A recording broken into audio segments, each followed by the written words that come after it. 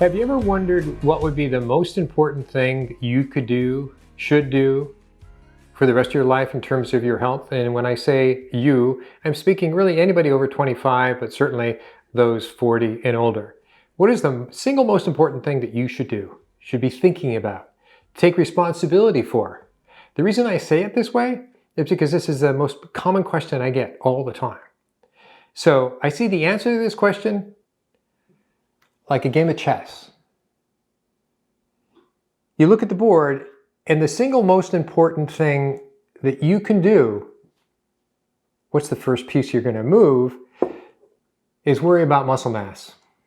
How do you keep from getting sarcopenia? How do you keep from losing your muscle mass? That is the number one most important thing that you can do for the rest of your life.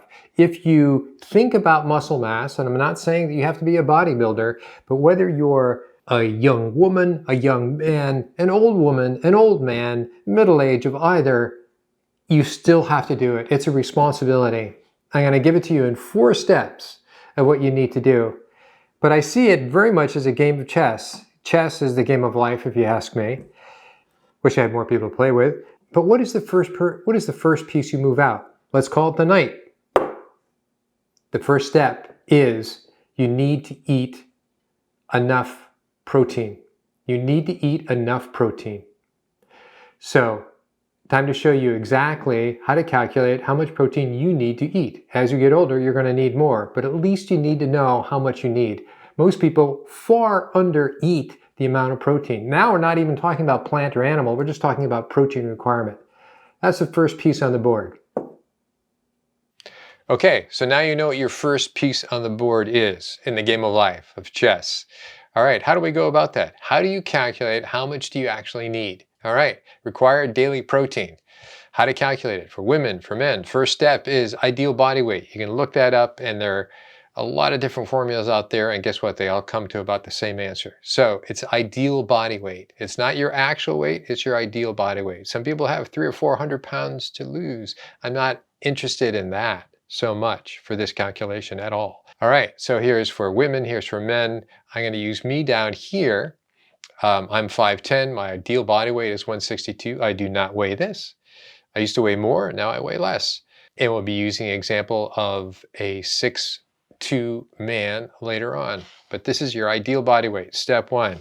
That means you need 1 gram of protein per pound of ideal body weight. That's your ideal, 1 gram of protein per pound of ideal body weight. We understand that as we get older, we automatically would decline into sarcopenia. And there's a lot of reasons for this. And it's not so much because we stop playing soccer or stop being active or less and less active. That's a variable, but that's actually a small variable. You can compensate for that pretty quickly by doing the appropriate exercise we'll get to later. So unless you prevent this from happening, this is how it's going to be. So the peak is anywhere between 25 and age 30. It's pretty well documented. So if somebody engaged at the age of 25 saying, you know, I'm going to keep my muscle mass, could they have this straight line across the top and not have any decrease? Well, it hasn't been done yet, or it hasn't been documented, but you'd make a significant difference. And we've seen much documentation, a huge difference. So I would say probably not quite, but a big difference. So it's never too late to start changing this from happening to you. I hope you believe that. Okay, here's the chart for men and for women. Ideal body weight. Basically put it out into a chart. Here's your ideal body weight, which means 1 gram of protein per pound of ideal body weight is the same number, 162 pounds, 162 grams. That equals, if you want to figure it out in kilos, 2.2 grams of protein per kilogram of body weight. The range you want to be within, in terms of scientific data, is 1.6 to 2.2. I have this 1 gram of protein per pound of ideal body weight for a number of reasons. One is I like this, and the other is my mother was a dietitian, so since way back as I was a kid in the 60s would ask how much. I thought she knew everything, and she did for the most part. How much protein do I need? 1 gram of protein per ideal body weight. That's what she gave me from the 60s. And that has tried and true. And so there you go. So this is the goal that I shoot for. But the point is greater, that nobody even gets 1.6. Nobody even gets 1 gram of protein per kilogram of body weight.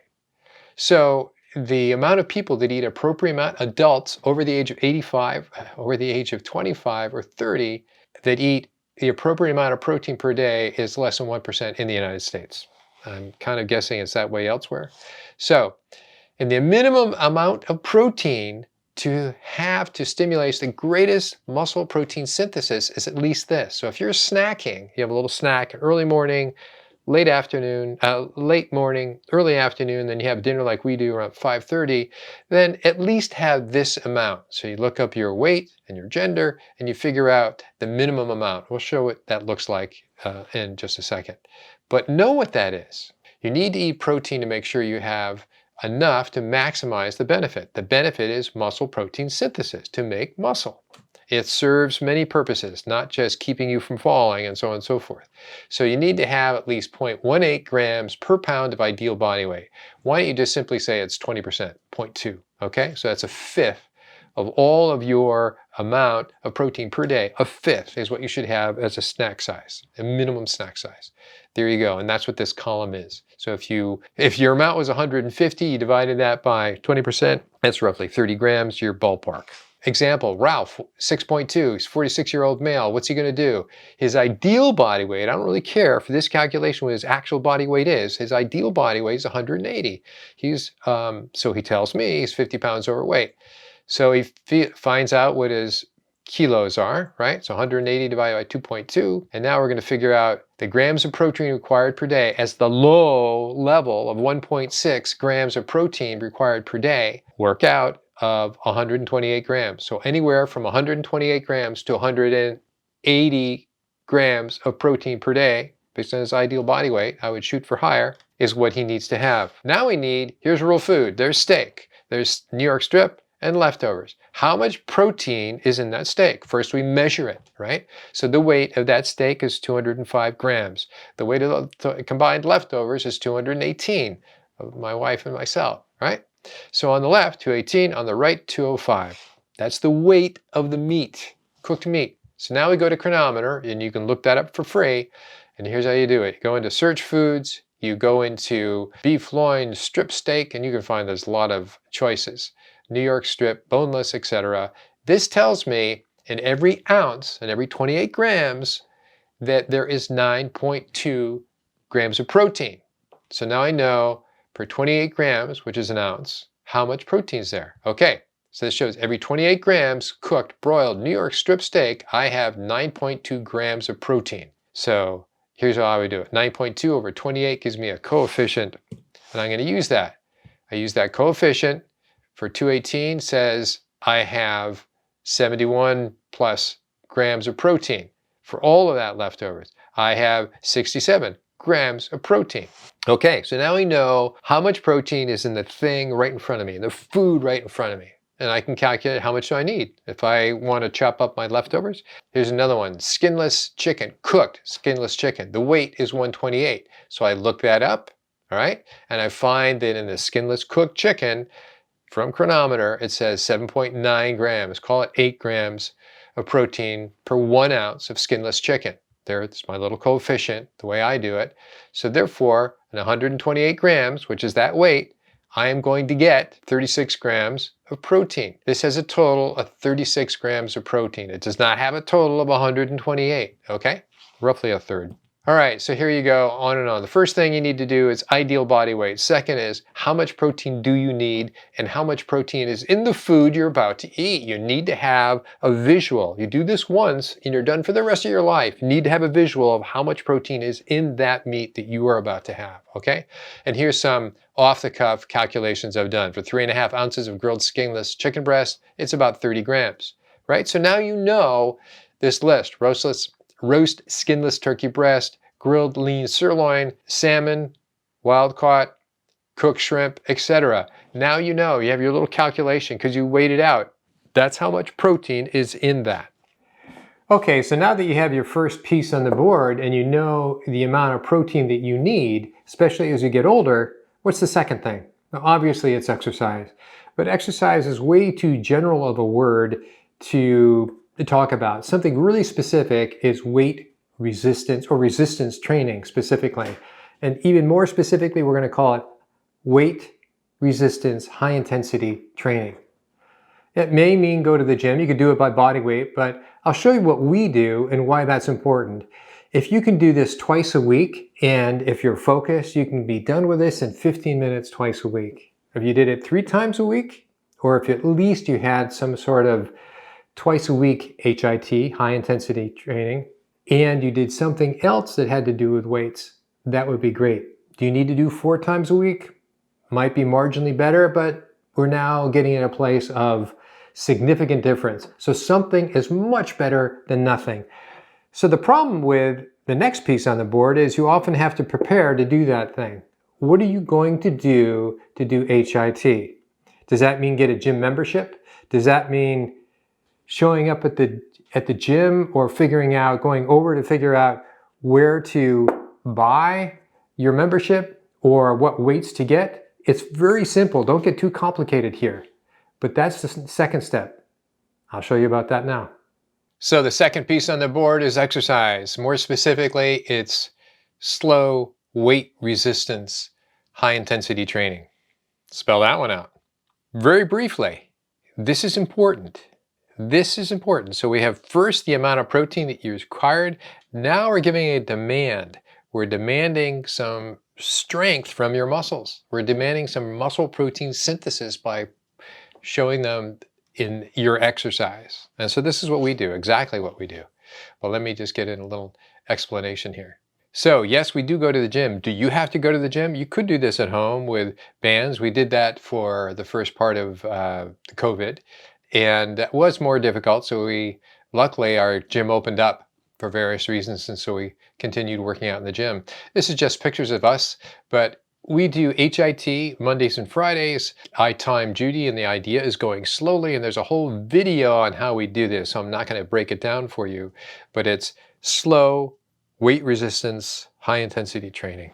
Okay, the idea of slow and the intensity, I want you to hear the word intensity, because this was alleged to have started with back in the 60s, if not the late 50s, for osteoporotic women. They wanted to go slowly so they didn't risk any fracture, okay? And they discovered a whole new way of working out, and it's obviously been well documented, well studied, plenty of studies on this.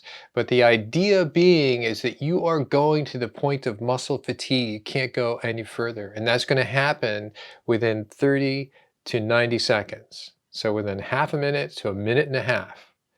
And you're going slowly. So my wife and myself, we actually have a phone counter. We count 10 out, 10 back. You could do 15 out and 15 back. The idea is slow. It's not the number of reps. It's slow resistance, high intensity training. That's very important. Okay, so what are we seeing? When you put it on a glucometer, you'll see that because of the intensity, you are pushing, you are pushing, you are pushing. If it's a pound or 1,000 pounds does not matter. It's the intensity per that person, right? And so that's the nice thing about this. This is not weight specific. Obviously, my wife uses different weights than myself, but the intensity should be the same. She should have the same graph that I have pretty much, that it trips your adrenal glands into fight or flight mode. This is what is called threshold, right? That's not threshold being tired. Threshold is here. I can't do it again. Once you get that, you've set in a next 48 hours of elevated growth hormone, which helps you create the muscle protein synthesis for 48 hours. That's a freebie. So the second most important part of HIT, high intensity training, is just resting. So for the next 48 hours, you're not going to the gym. This isn't about being a gym rat every day. HIT, give yourself time to recuperate, to rest, to repair, to create the muscle protein synthesis. So these are the various exercises we do, and in the link that was just posted, that you should be able to follow this exactly. We really break it down to actually what we do, but it's necessary. It's absolutely necessary, and anybody can do this. Slow weight resistance, high intensity training. Okay, now we have 2 pieces on the board. We have the amount of protein you need to eat. We now know the exercises you're going to do at least twice a week, ideally maybe even 3 times a week. So the third piece is going to be timing. having your protein amount that you're eating per day that we've calculated, and can you break that up into 3 or 4 servings per day? In other words, have that over the period of time. So specifically, if you're having 130 grams, can you do that in 3 servings per day? So that it's not just one time. You're feeding your body. Consider your body, your physical body, something that you have to take care of, but pretend it's like somebody sitting over here and you have to take care of that person. You have to remember to feed that person 3 times a day or 4 times a day. And if you're really going to be a bodybuilder or an athlete, then it's 5 times a day. But the amount is not changing, right? So the amount of protein that we're having is not changing. That's fixed. So having more is not better. Having less is not as good. So you need to have that amount. Now we're just talking about breaking it up over different servings, different eating events per day. So that in essence is the third piece that we're putting on the board. We got the knight, we got the bishop, we got the queen, and I'll tell you about that. We'll get back to the fourth piece and final piece. Third piece on the chessboard is protein timing. Do not have all your protein at once. Don't do this OMAD, which is very popular in the keto groups. It's like, who cares? Intermittent fasting. This is totally unrelated to that. You could do that. So the first thing was to have the required amount of protein per day, between 1.6 and 2.2 grams of protein per kilogram, or the way I do it, 1 gram per pound of ideal body weight. So now if you can break that up into 4 feeding times, and if you're a real athlete, you're going to do it into 5. So at least 3, you're going to break it up, the idea of having at least that smaller amount that we went through last time, but breaking it up. Morning when you get up, late morning, early afternoon, dinner, however you want to do it. But that's important. So here's what I want to show you is that if you don't have the protein, you're going to have a net muscle protein breakdown, right? Here's a synthesis, that's the breakdown. You're going to have a net muscle protein breakdown. Net protein loss. So what happens? You have your protein, that changes everything. Suddenly you have the appropriate amount of protein, and now you've created muscle protein synthesis, which is far higher. Now you're building, you're hypertrophying is the word, okay? Everything changes. And what do? You add exercise to that, HIT, slow resistance, HIT, it gets even better. There you go. That's the secret in a nutshell, but there's one more step coming. But what I want to show you about this, it's a real thing. These are cross-sectional studies, images of your leg, of your quads. And so this is a 40-year athlete, plenty of muscle. He or she has plenty of muscle. Here's a 74-year-old sedentary person, all fat, very little muscle. Quadriceps, of course. And here's a 70-year athlete. Do you have to be an athlete? No, you don't have to be an athlete. Do you have to do exercise? Absolutely, you have to do exercise. Should you do slow resistance, high intensity training twice a week like we do? Absolutely. That's the most efficient. You don't have to do it, but it's the most effective and efficient and time-saving way to apply weekly. We go back on Wednesday and do weights that have nothing to do with HIT. So we have 48 hours, HIT, 48 hours, go to the gym. 48 hours, go to the gym on Friday, we're done. Okay, so the role of protein intake and its timing on body composition and muscle function in healthy adults, a systematic review and meta-analysis. From 2020, June 1st, 2020, overall, the results support the positive impact of protein supplementation on lean body mass of adults and older adults, independent of intake timing. The fourth piece. Is it another knight? Do we need to move a pawn forward to get another player out? The fourth piece is perhaps one of the most important. The fourth piece addresses things like dementia and certainly addresses sarcopenia, that is atrophy of muscle mass. It's acetylcholine. Acetylcholine. It's choline. What is choline? Call it egg yolks for the most part. It's the highest concentration food is egg yolks of choline. And it's really important. And it's really interesting that when you find people that have sarcopenia, or actually let me say that in autopsies, when they look at those who have died of Alzheimer's and dementia in general, they find that part of their brain is actually atrophied. It's shrunk. It's become smaller. Well, so have their muscle mass. And they also find that those who have the best cognitive clarity, if you will, do the highest in the tests and so on, and all the different ways they look at that. Also have the biggest muscle mass for their legs. So it's almost like if you want to feel how close you are or are not relative to dementia, in case you needed to have some sort of external way to measure that, how big is the girth of your leg? I don't mean it's huge, but that's what we're talking about. Muscle mass correlates with brain mass. Sounds pretty simple, doesn't it? Well, what's the one thing that they have in common? The one thing that they have in common is the fourth piece. I think it's going to be the night again. The fourth piece is choline. It's a precursor to phosphatidylcholine, which is a precursor to acetylcholine. And guess what? We have been deficient, and plenty of studies have showed in the United States, the average person is under by almost half. So if you're under by almost half for choline, which is the precursor for acetylcholine, the transmitter for the brain, the transmitters for your muscle contraction, right? That's acetylcholine. Then you're not going to be able to do these things. So that is the fourth. And perhaps some people will argue that's the most important, to have enough of that neurotransmitters in the brain and in the muscle to be able to walk. But you still have to exercise it. You still have to apply resistance. Twice a week, let me get you to 3 times a week. Having an appropriate amount of protein per day, that is really important. You just have to do that. Weigh that out, measure that out, know what that is, break it up into 3 or 4 servings per day, keep it as a snack in the refrigerator. Make sure you're having your choline, which are egg yolks, so have eggs at that. Put that in your calculation for your protein. And that's the secret to turning around sarcopenia. At that point, I don't know if you'll have checkmate, but you'll certainly have a pretty healthy body. Now for the fourth and final piece to get your checkmate in all this. I hope you are taking this seriously in the game of life. So this is the magic part, if you ask me. This is the special thing that very few people have looked at, and only recently has come into the understanding of NIH, for instance, in the last 20 years, how desperately, direly deficient the American population is in choline, especially men. So here we go. Choline deficiency, especially in men with specific SNP, single nuclear polymorphisms, is associated with infertility, cognitive impairment, sarcopenia, dementia, and Alzheimer's. Let's get into that. Muscle mass declines with age. You know that. What else declines with age? Or what else was there not enough of? It's basically choline.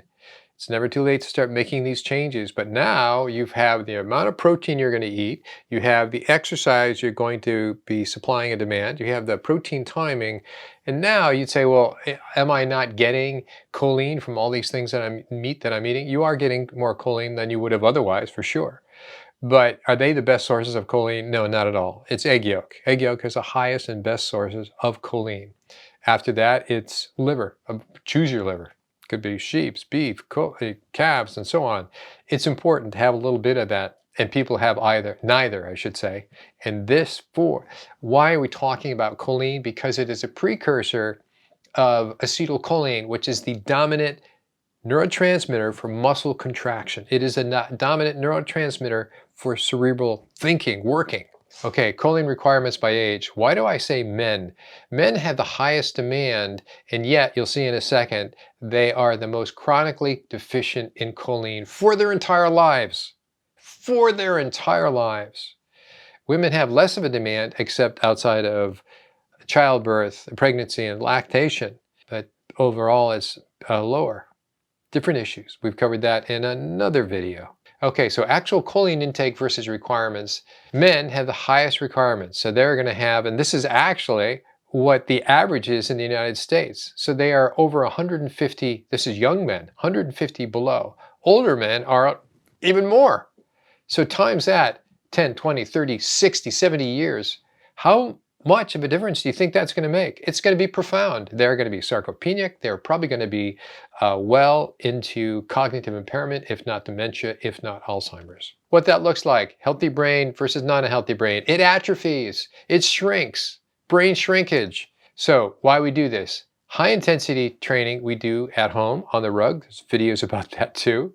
Twice a week. HIT twice a week, with Wednesday being the other day. Why do we do that? To increase the growth hormone. To make muscle protein synthesis happen on a daily basis.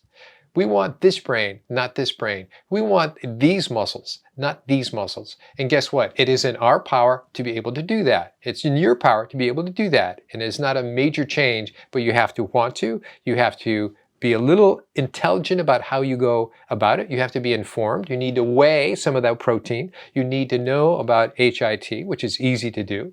Notice that the cross-section of a healthy muscle mass over here and over here is solid, full, as is the healthy brain. Choline.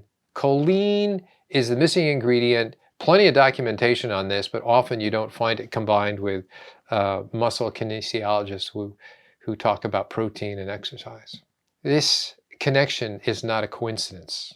That versus that. That versus that. Here's some studies. The link between the strength of the quadriceps, your leg, your femur, and cognitive performance. You can actually go the cognitive performance and the size of the leg if it's muscle, right? Improvements in brain volume from leg press resistance exercise among healthy adults.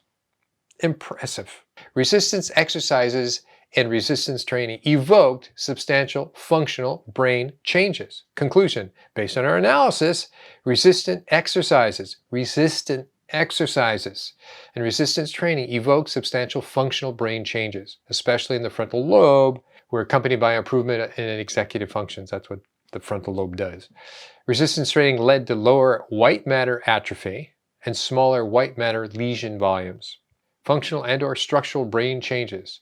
And that's 2019, 3 years ago, as of last month. Putting it all together, meet your daily protein requirements, HIT for exercises 2 to 3 times a week.